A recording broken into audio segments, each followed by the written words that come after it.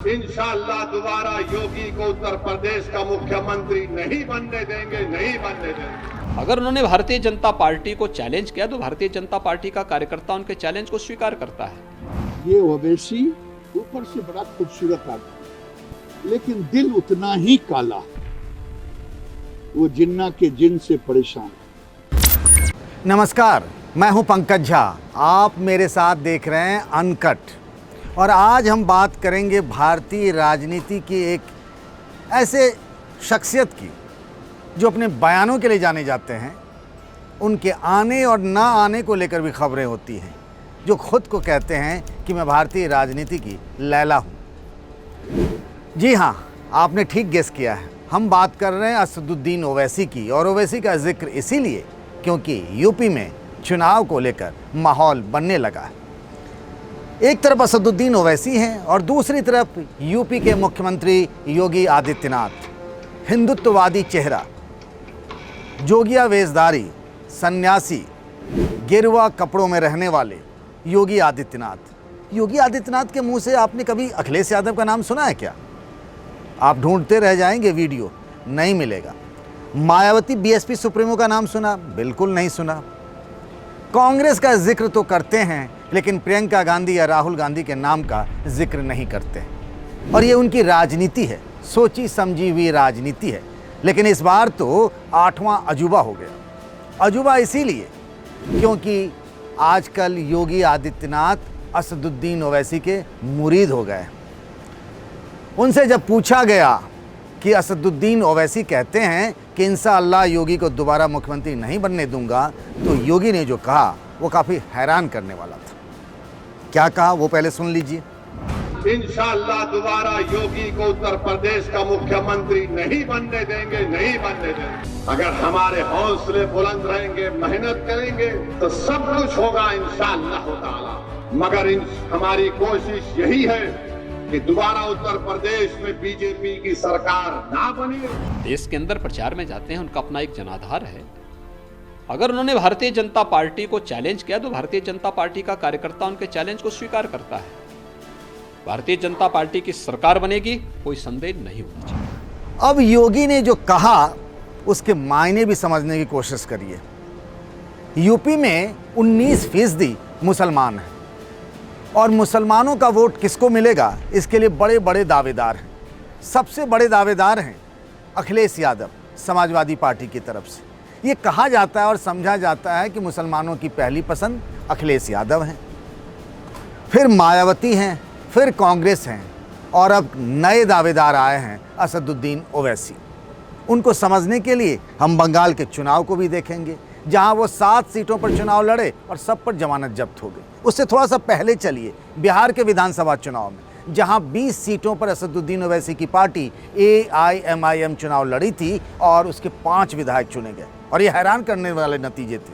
लोगों ने कहा उन पर बीजेपी की बी टीम, और इस वजह से लोग ये भी कहते हैं कि तेजस्वी यादव और कांग्रेस की सरकार नहीं बन पाई। हालांकि आंकड़े ऐसा नहीं कहते हैं। वैसे भी असदुद्दीन ओवैसी पर बहुत दिनों से ही बीजेपी की बी टीम होने के आरोप लगते हैं। लेकिन सवाल वही कि आखिर योगी ने एक बड़ा जनाधार वाला नेता असदुद्दीन ओवैसी को क्यों कहा कि वो एक बड़े नेता हैं, राष्ट्रीय नेता हैं, जबकि सबको पता है असदुद्दीन ओवैसी की पार्टी कितनी बड़ी है।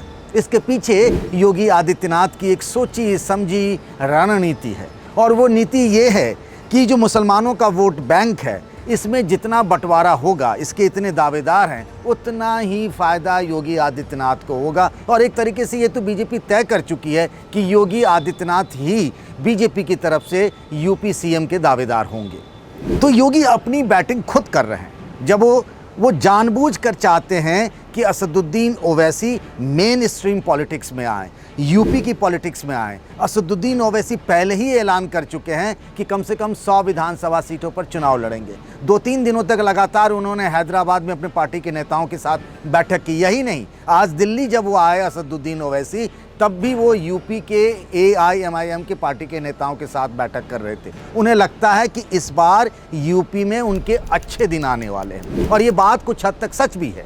सबको लगता है कि जैसे SC को लगता है कि उनकी अपनी एक पार्टी है, मायावती की BSP पार्टी है, वैसे ही यादव बिरादरी को लगता है कि उनकी अपनी एक पार्टी है जो समाजवादी पार्टी है।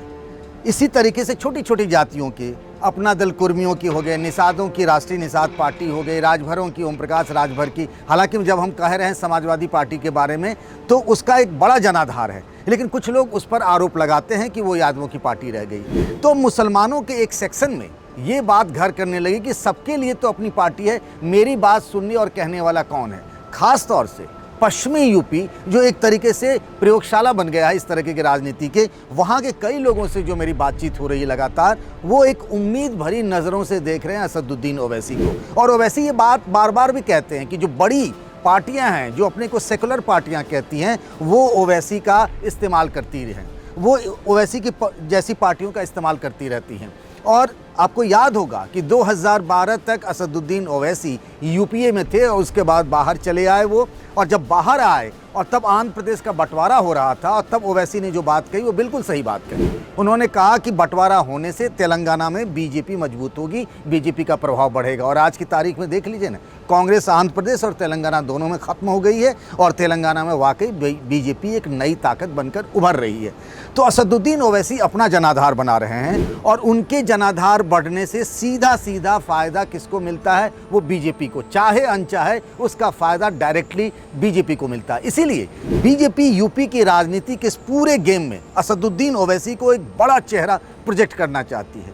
उसको लगता है कि अगर असदुद्दीन ओवैसी का जितना कद बढ़ेगा उतना ही बीजेपी को फायदा होगा। और वैसे भी ओवैसी और अखिलेश यादव के 36 के रिश्ते कोई आज के नहीं हैं, 2012 से ये रिश्ते चल रहे हैं, जब अखिलेश यादव मुख्यमंत्री थे। और मुझे याद है जब भी ओवैसी यूपी के किसी जगह में अपना राजनीतिक कार्यक्रम करने आना चाहते थे, उन्हें रोक दिया जाता था, किसी न किसी वजह से उन्हें ऐसा करने की इजाज़त नहीं मिलती थी। और तब से जो दोनों में ठनी, वो ठनी ही रह गई। वैसे भी दोनों के बीच में कॉमन है, समाजवादी पार्टी का MY यानी मुस्लिम यादव फैक्टर, और ओवैसी का एक तरीके से कहें मुस्लिम वोट बैंक। तो वो जब तक समाजवादी पार्टी कमज़ोर नहीं होगी, ओवैसी मजबूत नहीं होंगे। और ओवैसी को अगर आप देखिए, पिछले उनके कई सालों के यूपी के राजनीति को लेकर के बयान को देखें तो कभी उन्होंने मायावती के बारे में कुछ नहीं कहा, उनके खिलाफ नहीं कहा, उनके मान सम्मान में कभी उन्होंने कोई कमी नहीं की। अगर आप असदुद्दीन ओवैसी की पार्टी के नारे देखें, जय भीम और जय मीम, और मायावती की पार्टी BSP में नारे लगते हैं जय भीम, बस जय मीम भर का फ़र्क है। और ये भी सच है कि दोनों ही पार्टियों के नेताओं का एक बड़ा तबका चाहता था कि इन दोनों पार्टियों के बीच चुनावी तालमेल हो जाए। खैर ये बात बनी नहीं और बात बनने से पहले ही बिगड़ गई। लेकिन ओवैसी चाहते हैं कि वो सीधे सीधे, आप लगातार देखें जिला पंचायत के अध्यक्ष के चुनाव में जो कुछ हुआ उस पर भी ओवैसी ने सीधे सीधे मुलायम सिंह यादव, अखिलेश यादव के परिवार पर ही निशाना साधा। वो ट्वीट करके कहते हैं कि जिन इलाकों में इस परिवार का दबदबा था वहाँ कई मुस्लिम जिला पंचायत सदस्य बने, लेकिन जिला पंचायत का अध्यक्ष तो कोई नहीं चुना गया। तो कहीं ना कहीं ओवैसी जानबूझकर उस तरफ, अखिलेश यादव की तरफ इशारा करते हैं। अखिलेश बड़े धर्म संकट में, वो बंगाल के ब्लूप्रिंट पर चुनाव लड़ना चाहते हैं कि सॉफ्ट हिंदुत्व करे, लेकिन इस चक्कर में, इस बैलेंस बनाने के चक्कर में, और बंगाल की राजनीति, बंगाल की ज़मीनी हालत से यूपी की ज़मीनी हालत और यूपी का पॉलिटिक्स बिल्कुल अलग है।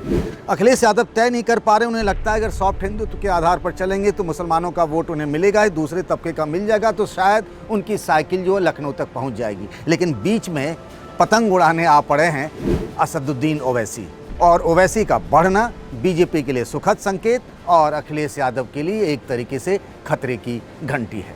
आज के लिए बस इतना ही, फिर आप सबसे मुलाकात होगी, तब तक के लिए नमस्कार।